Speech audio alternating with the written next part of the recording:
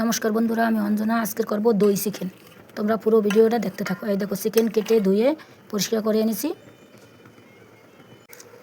Gas ধরিয়ে দিয়েছি, কড়াই গরম হয়ে গেছে, তেল দিয়ে দিয়েছি। এবার দিয়ে দেবো এলাচ, দারচিনি আর লবঙ্গ। দিয়ে দেবো রসুন কুচি।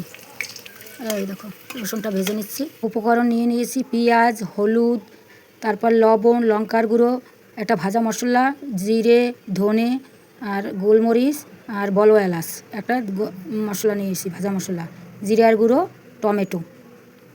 এইবার পেঁয়াজটা দিয়ে দেবো। এই দেখো, পেঁয়াজ ভাজা হয়ে গেছে। এবার আলুটা ভেজে নেব। একটু লবণ দেবো, দিয়ে দেবো টমেটো। আলুটা ভাজা হয়ে গেছে, টমেটোটা দিয়ে দিয়েছি। টমেটোটা ভালো করে ভাজা হবে। এবার লবণ দিয়ে চিকেনটা ভালো করে মাখিয়ে নেব। এবার চিকেনটা দিয়ে দেবো। চিকেনটা আগে ভেজে নেব, এর সাথে ভালো করে চিকেনটা কষিয়ে নেব। এই দেখো, চিকেনটা ভালো করে কষানো হয়ে গেছে। এবার আমি দইটা দিয়ে দেবো।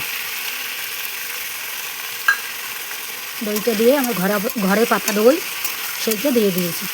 দেখো, কালারটা কত সুন্দর এসছে। দই দিয়ে দিয়েছি, কালারটা অসাধারণ লাগছে। এবার এইটা মশলা সব দিয়ে দেবো। লবণ, হলুদ, এইটা হচ্ছে 5 রকম ভাজা মশলা, আর এইটা জিরের গুঁড়ো, ধনের গুঁড়ো, লবণ, লঙ্কার গুঁড়ো, এইটা সম্পূর্ণ দিয়ে দেবো। এবার এইটা ভালো করে কষিয়ে নেব।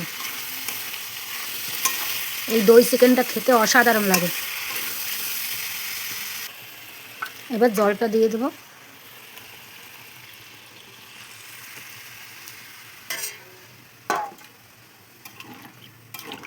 ভালো করে নেড়ে চেড়ে দেবো।